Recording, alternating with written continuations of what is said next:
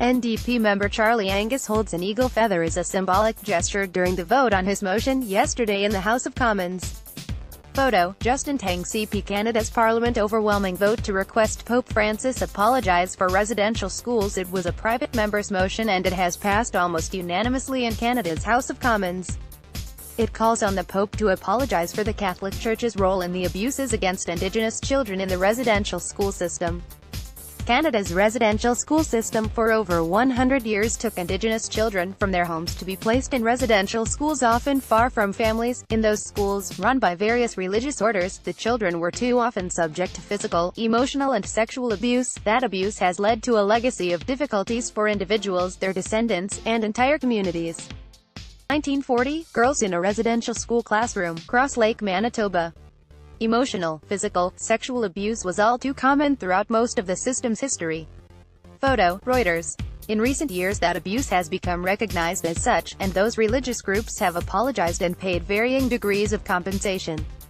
RCI, April 26, 18th, interview Charlie Angus. The majority of schools spread out across the country, almost three-quarters of them, were run by groups associated with the Catholic Church, which is the only religion not to have formally apologized. It has also not lived up to its financial commitments agreed to in a 2006 settlement. Motion carried. Charlie Angus of the New Democratic Party introduced a motion to have the Parliament send a formal request to the Pope for an apology, hoping that would give enough weight to move Pope Francis to visit Canada and make the formal apology. This was one of the recommendation of Canada's Truth and Reconciliation Commission to help residential school survivors in their healing process. The vote on the motion was carried with a majority of 269 to 10. This is a hopeful day, a historic day, but the work is far from over, said NDP MP and Indigenous youth critic, Charlie Angus. Working together, transcending political stripes, and reaching out to Pope Francis to invite him on this journey to reconciliation is a necessary step, but is only one of many steps we need to take.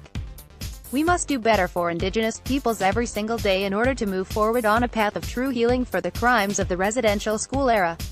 The motion calls on the Catholic Church to respect both its moral obligations and the spirit of the 2006 Indian Residential Schools Settlement Agreement.